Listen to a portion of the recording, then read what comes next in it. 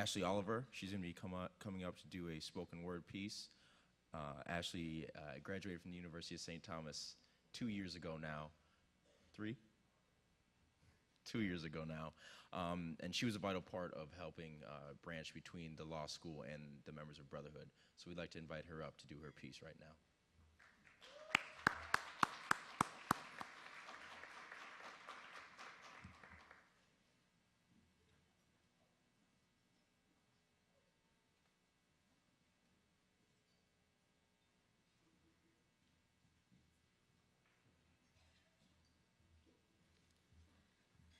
Good evening.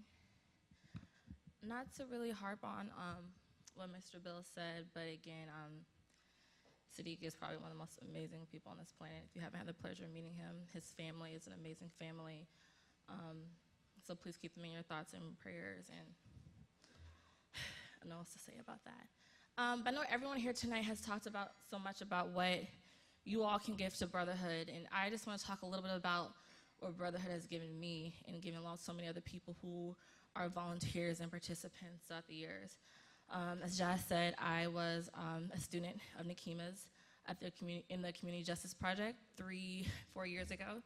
And I probably would have honestly dropped out of law school at some point. It was so stressful and getting so demanding, but the family I found in the clinic and with Brotherhood and these young men who were like my brothers, it became a safe haven for me, and I wasn't expecting that. So much is impressed upon you giving back to these men and making sure that they you enrich their lives, but the Sadiqs and Controls and Carrie and Christian and all the young men now who are here, they have made me better, and they've emboldened me and emblazoned my light. So I really want to thank them again for what they've given to the community. I don't think they see sometimes their potential, what they've given to so many others who are in this room. So thank you guys for your wonderful light and energy.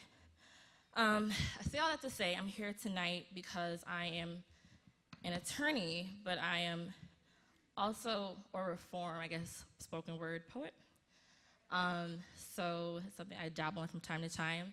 One of the current CJP students in Gary asked me to write a piece last December for the intermediate arts performance that Brotherhood had last December.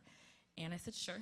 And it encapsulates a lot of the issues that are unfortunately going on today. And it's called Blank, so I hope you enjoy it.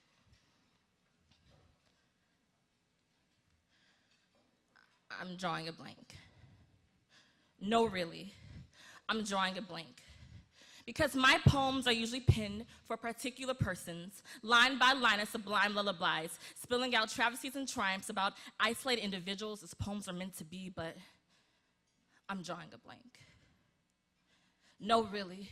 I'm drawing a blank because this poem needs to be one size fits all, damn near Herculean in strength, gargantuan size, perfect perpetual pentameter, scrolling off into infinity, stretched somewhere in the deepest spasm of space continuum, because every 28 hours another black person is killed by them, and I've got to work and sleep because the poets got to eat, so really, I need to draw a blank.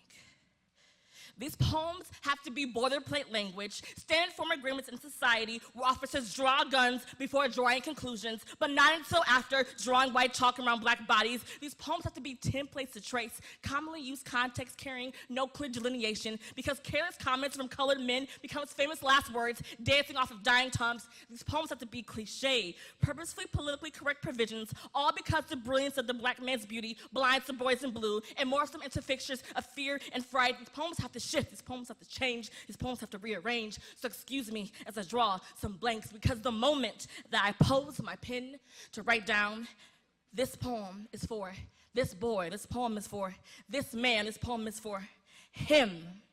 I turn to CNN, read the latest victim's name, and I have to start all over again. So here lies blank. He was the son of blank and blank.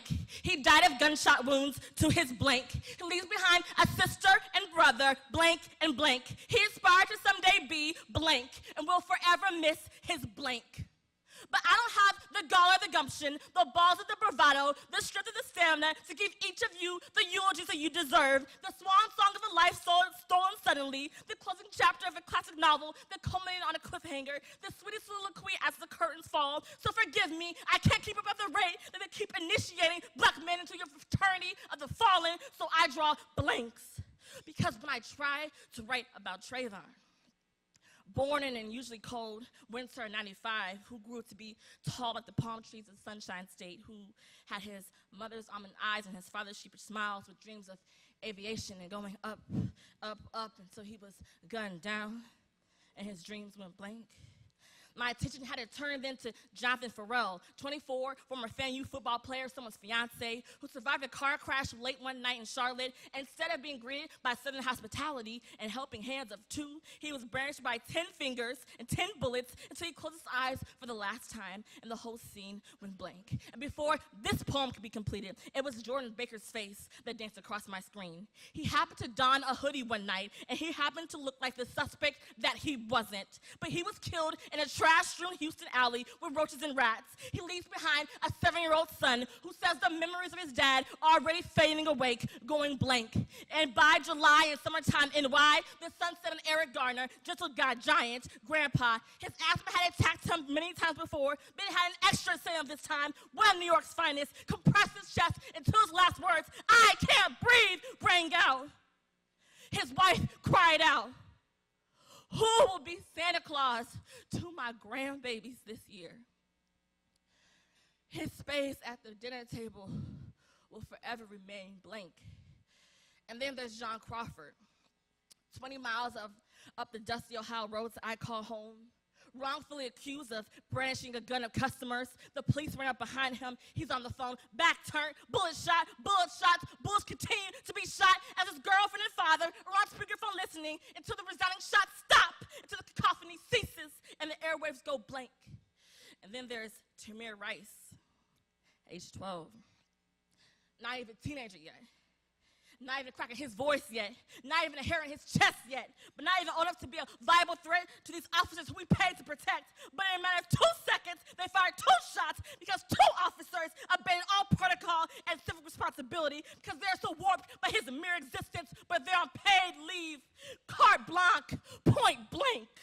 And when I tried to write about Mike Brown, I couldn't. Because my baby brother's name is Mike, too.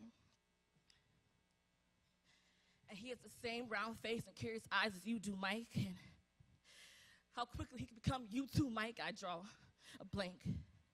How fast Mike Brown becomes Mike Oliver, I blank. How if my mom got the same phone call your mama did, how her whole world would go blank. How if my daddy got the same news your daddy did, how the light in his eyes would go blank. How they could leave my baby brother, my son and my stars, like a dead carcass riding in this midday sun for hours without a reason, no reason, blank. How you were shot point, blank. How the man who did it got off without a charge, his record, blank. Look at the attorney faces, their expressions, blank. The sheriff's face, blank. The mayor's face, blank. SCLPD, blank. The FBI, blank. Even my president's face, blank. Your space at the Christmas table, blank. The memory of your sweet voice, blank. Your silly grin after making a funny joke, blank. Your years left to be a father, an uncle, a provider, a husband, a dreamer, an activist, a citizen, a man, wife, blank.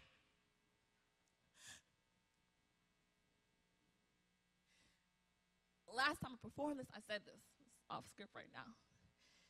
I haven't touched this poem since December. I don't like to edit poems.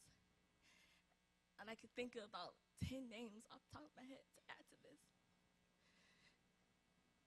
And the fact that that's worth mentioning is terrifying.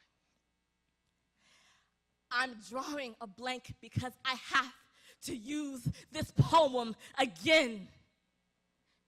There will continue to be a veritable parade of black men, a mere 28 or so hours between them, lives lost not worthy of the poetry and the prose that in my lifetime I will never have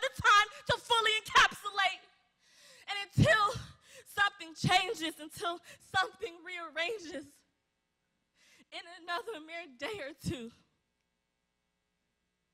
I'll turn on my TV and see yet another new but all too familiar face. Heave a heavy sigh, pick up my pen, and continue to fill in a blank.